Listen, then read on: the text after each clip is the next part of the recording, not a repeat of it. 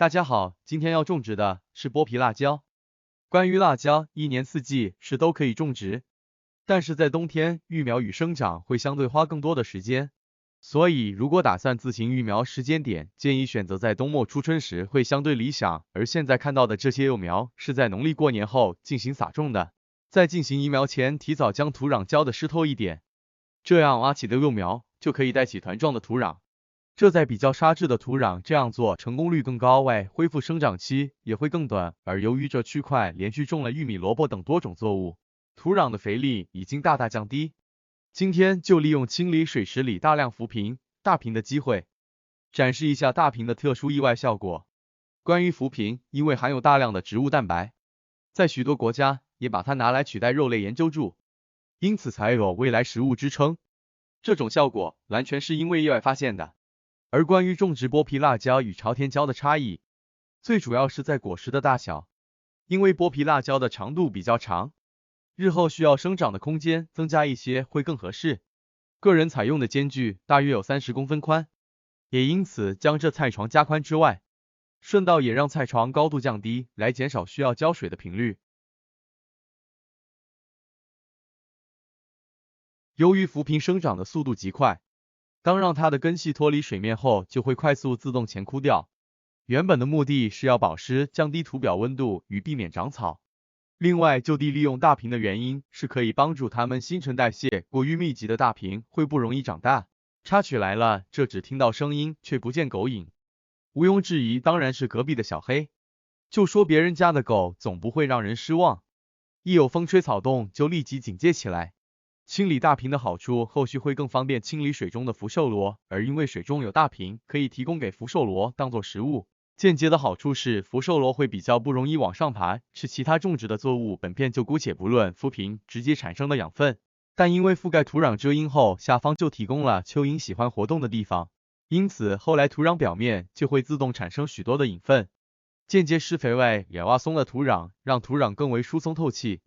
这对于原本是水田的土壤帮助就非常大，尤其进入夏天后，浇水的频率更高后，土壤变得紧实不透气，更容易造成作物生长的困难。而解决土壤湿黏的困扰，目前有拿大陆妹做测试。一般在进入夏天后，大陆妹虽然一样可以种植，但却会变得比较小颗。就目前的改善方法，成效算是非常好。可以先让大家看一下目前成果。不但没有发生土长之外，大小与气色都跟冬天时种植落差不远，这等让它长到成熟时再一起说明改善的方法。剥皮辣椒经过约45天之后，发现已经进入了开花结果期，中间过程没有记录的原因，因为就只有偶尔浇水而已，算是非常容易种植与管理的作物。而移植时顺道覆盖在土表上的大坪，蚯蚓的食物消化的差不多了，另外在一旁的2株对照组则是被凤仙花给围困住了。至于大坪覆盖土壤的目的与效果，就由有种植经验的观众朋友自行判断。45天的时间只长了这些草，个人是觉得算是非常厉害了。而在大坪覆盖下的土壤表层没有出现板结的现象之外，还产生了一些疏松的养分。这在中间过程如果再适时的添加一些大坪，产生疏松的表土效果还会更为明显。剥皮辣椒跟朝天椒不同之处，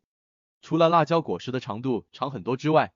长出的辣椒果不像朝天椒是往上生长，而是往下垂的。为了避免果实接触到地面，也为了更为通风，接近比较地面约10公分以下的侧枝都可以修剪掉。而植株目前木质化的并不严重，如果怕修剪时造成病菌感染，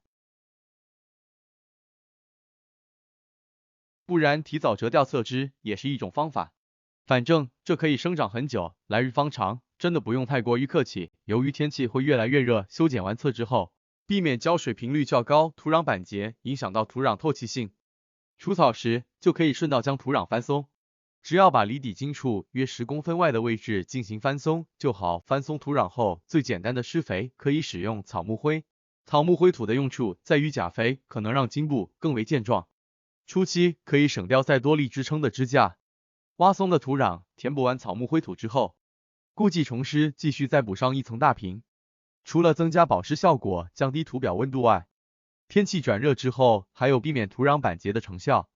另外，铺上大坪后，在浇水时不会直接冲刷到土壤，也会更为快速方便。而若是也想采用这种方式种植，却没有大坪，可以使用铺上小树枝树叶，仿造原生土，增加土壤的有机质，一样可以提高保湿，又避免土壤板结与长草的效果，是不用太介意高植物蛋白的额外成效。经过5天后，可以看到大坪已经完全前掉外，而手残的意外又再产生另一个意外。